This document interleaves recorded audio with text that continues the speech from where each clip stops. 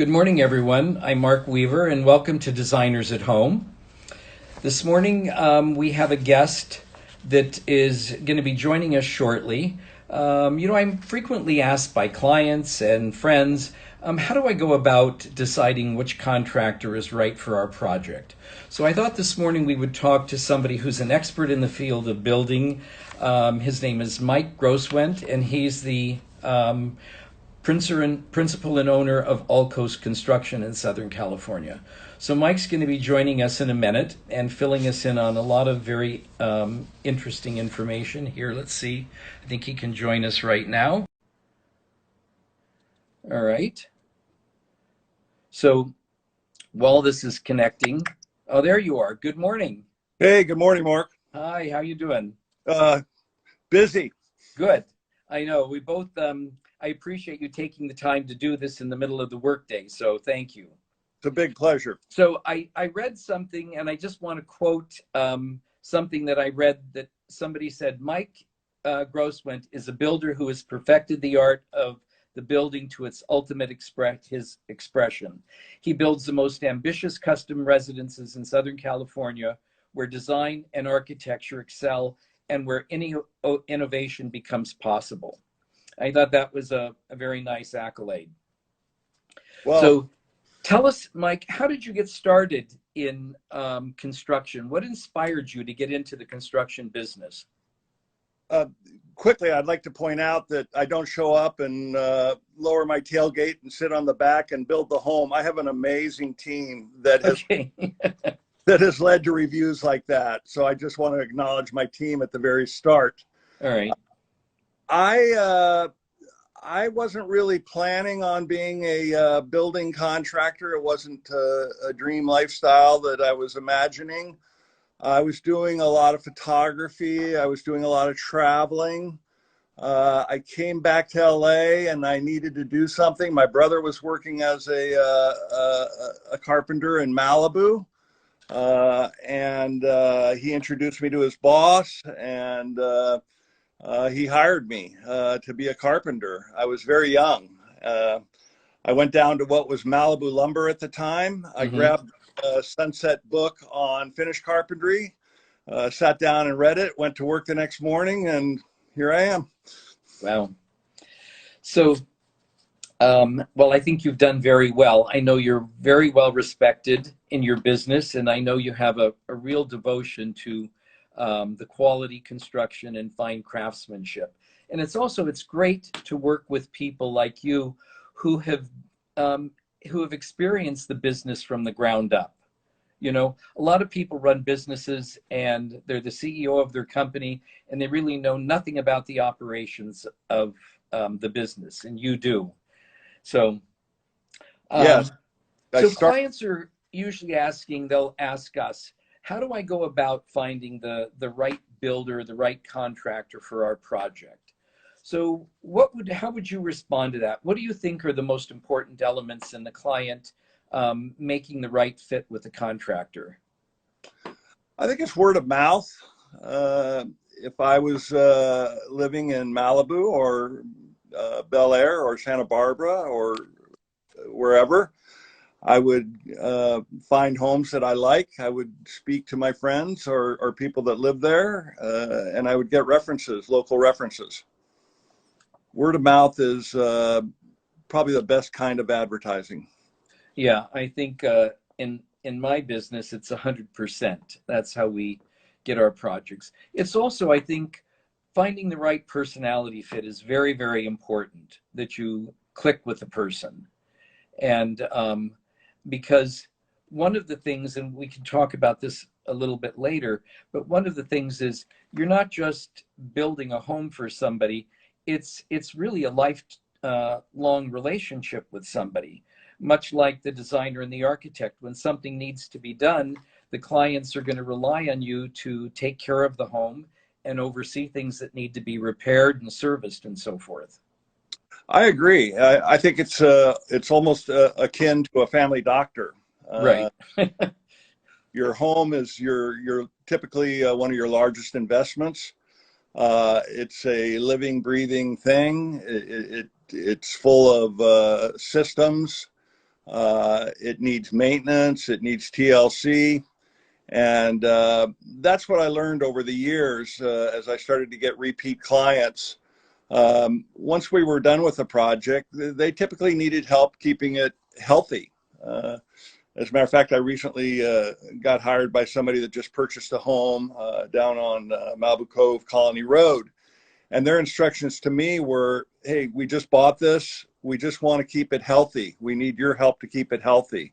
And that's what it's all about. We're real big on, we have a dedicated a group of people that just do maintenance, and it's proactive maintenance where you're dealing with systems, lighting systems, pool systems, audio video systems.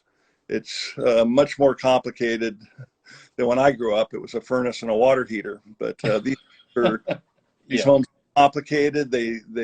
And proactive maintenance where you regularly check in on these systems and make sure everything's functioning correctly is the most cost efficient way to keep the home healthy. Right. Now, is most of your work residential? You also do contract work, I know. We're 95% residential. Uh-huh. I've taken a special interest in waterproofing, in moisture intrusion problems, and I've helped out some attorneys dealing with problem homes. So they've started calling me as they've taken on other problem homes. We just took on a 4-story apartment building in Westwood Village. Had significant leaking. We went through and took everything apart, put everything back together again, and now it's a healthy structure. But we're 95% residential construction. Mm-hmm. So today, in both the interior design, the construction architecture field, technology has really evolved. It's become such a had a major effect on our industries, say, versus 30 years ago. So how has technology impacted what you do? Dramatically. It's everywhere. Windows. It is everywhere. Windows and doors used to be simple. Now, glass composition, glass performance, motorized openings, smart homes, smart systems. It's just the technology is omnipresent, and I do my best to keep up with it.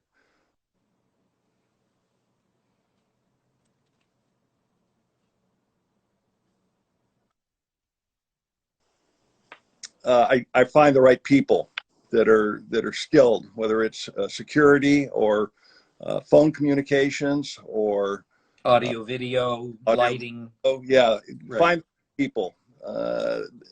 Much like a contractor is important to the homeowner, the subcontractors are important to the general contractor. So we find the right people and we build a relationship, and then they're there for us and they're there for our clients. Yeah, I think for me, that's one of the most important things are the relationships we have with our vendors.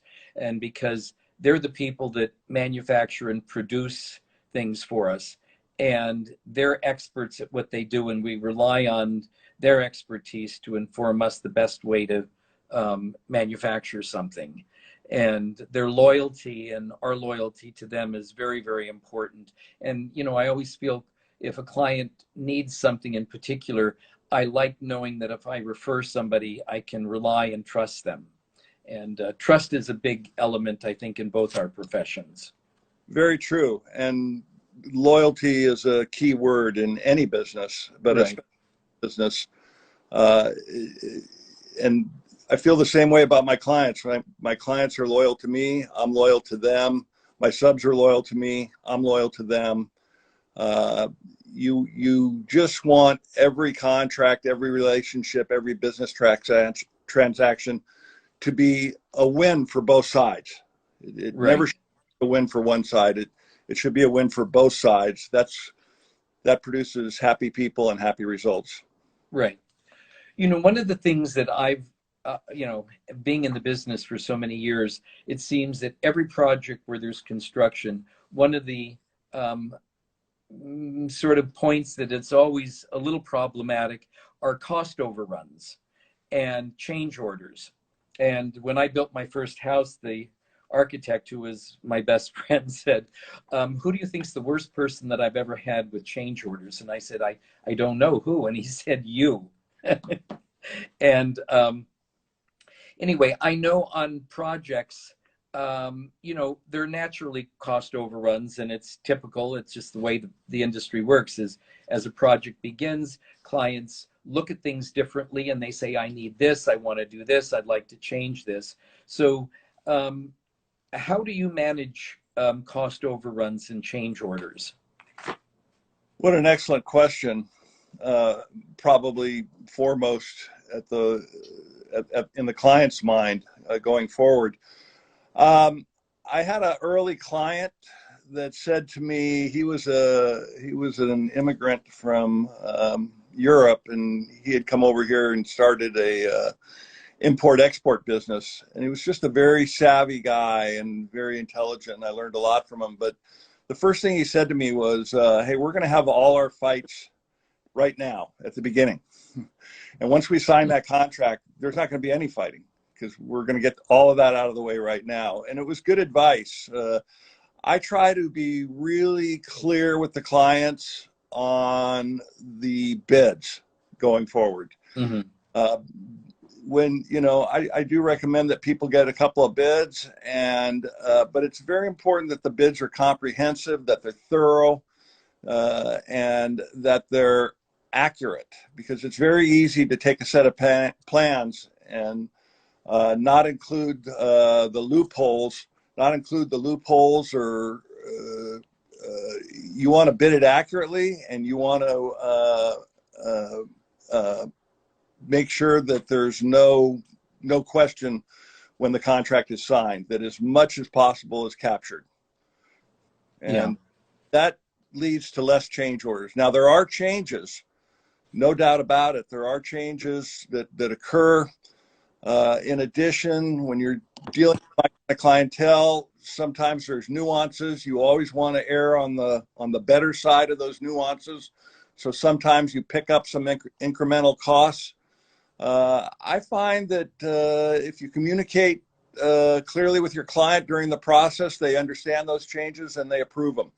Yeah, I think you just hit on something. I think communication is one of the most important elements, because you're constantly in communication. You should be with the client, the architect, the designer, everybody involved in the project, and keeping everybody informed and keeping the client current. I think when you can keep a client current on change orders and they know where they stand.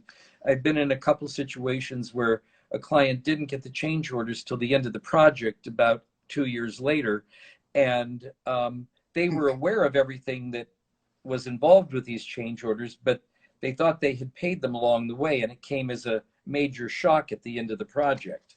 So I think for people that are going to start building, that's one thing you want to stay current on, as you're keeping that up to date. Absolutely. You shouldn't really be proceeding with the change unless it's approved in advance. Absolutely. Very good advice. So, Mike, I've been seeing a lot of news on a home you did in Malibu for Robert Downey Jr. It's a highly unusual house and very lot of curved edges, and I'm assuming that this was a very challenging project to build. Is this something you're able to discuss or talk about? Yeah, well, remarkably, they published it in a magazine called The Purist, and Robert and Susan were both very gracious in calling out Allcoast and thanking us for our contributions. So although I have a heavy non-disclosure agreement with him, as everyone, I can talk about it because he talked about it, and Okay. it was a very interesting project. It's called a Bini Shell, and basically they constructed a 5,000 square foot dome out of concrete using balloons, and then we fitted out the interior and the exterior of that shotcrete concrete structure. So it was basically 5,000 square feet with no interior bearing walls, and it looks like a giant white whale. Mm-hmm.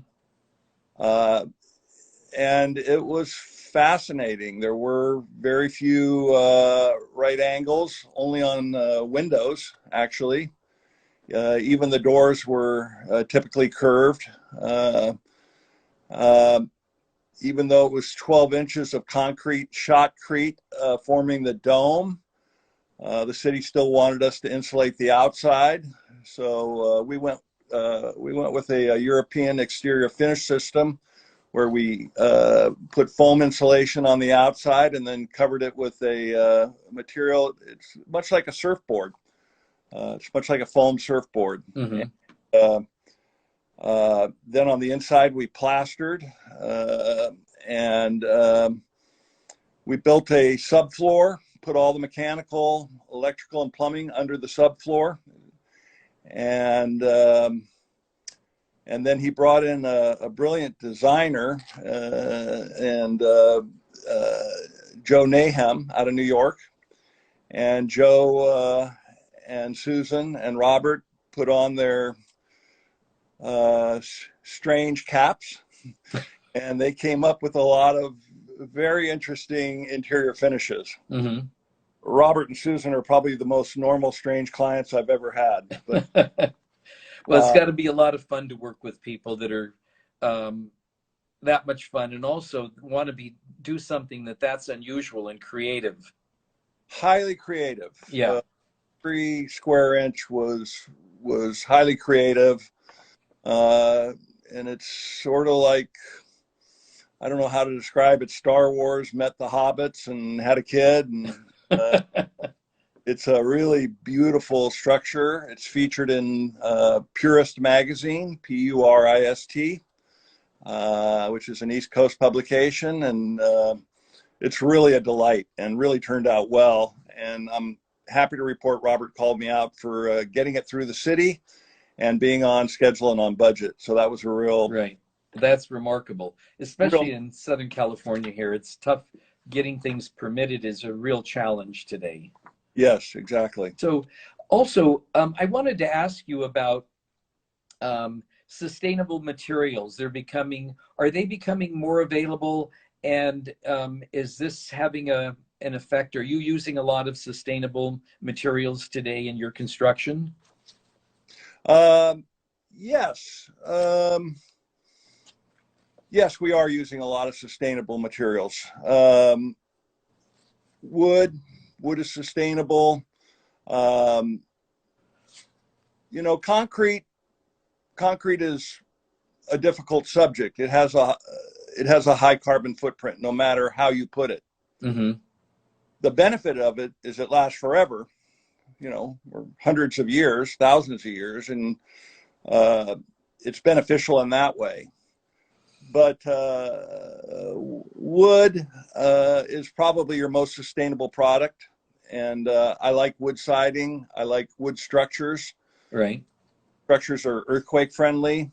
They're texture, sensation friendly. But yeah, the sustainable building materials, it's a tough subject because so many building materials are not sustainable. Mm-hmm. There's way to offset it with carbon credits, but that's a difficult subject too, because carbon credits typically mean go plant trees, and trees take a long time to mature and benefit the environment. I really like reusable materials, reclaimed materials. Right. Uh-huh. Reclaimed stone, reclaimed wood, reclaimed everything. Yeah, they have a patina and an age and quality that you just can't get with new materials. Right. But that's probably the most green thing that you can do. Use materials wherever possible. Build with wood. Use mechanical systems that are earth friendly, with ventilation, lighting, things like that. Those all can be geared to a more sustainable home product. Right. Interest in it, a lot of good work being done, and it's just a challenge keeping up with it all, but we're behind it. Great. So you've had the opportunity to work with some of the most prominent architects, talented designers, and landscape architects. How do you like collaborating with professionals that have very, very strong convictions and concepts? And are your projects generally, are designers and so forth involved, or do you ever get clients that work directly with you without the assistance of an architect and designer? Most of my referrals come from architects and designers themselves. Mm-hmm. You really hit it.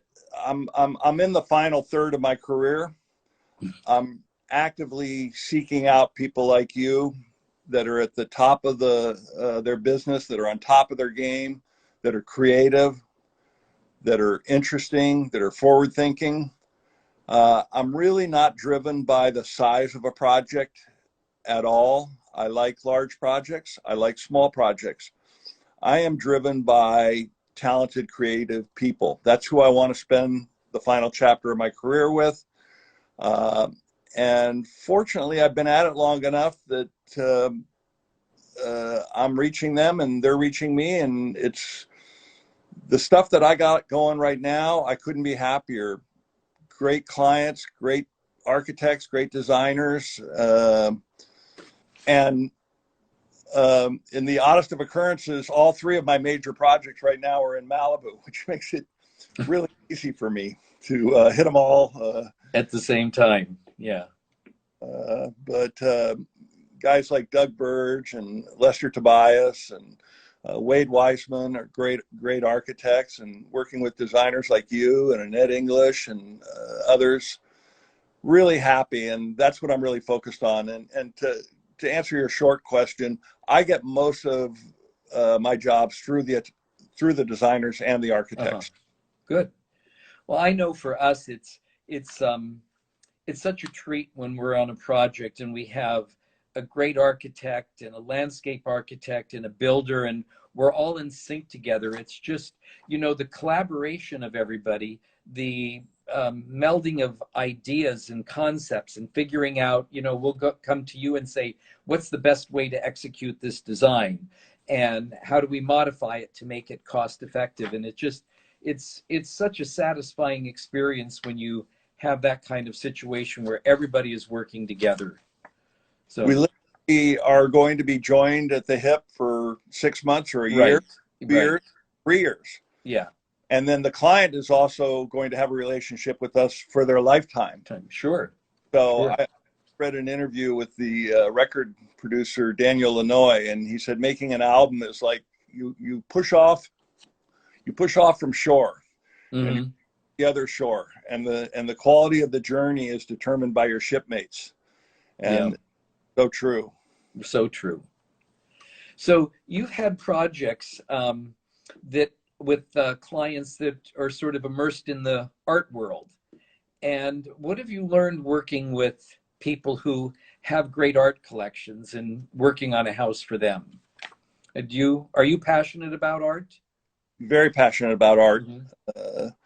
I have a cousin who's a well-known artist, David Lagar, and I've been involved in art all my life. The appreciation of art through my cousin. I spent a lot of time with him. He's actually done some major portraits of me over the years, but in any case, I do have a passion for art, and I have been fortunate. Probably my most fortunate client was Chara Shire, who is on the board of the San Francisco Museum of Modern Art. And also, I think she's on a couple of boards down here in LA. But she built a house in the Hollywood Hills for her art collection. And that's where I really got my best knowledge. That house was built like the Getty Museum. The heating and cooling was so critical. And we purchased an extra VRF unit. We purchased an extra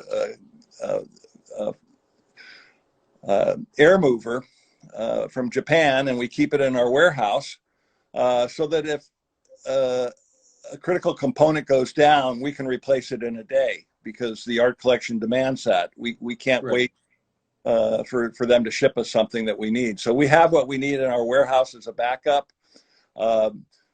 We have an incredible fire detection system using Vesda, a very extreme smoke detection system.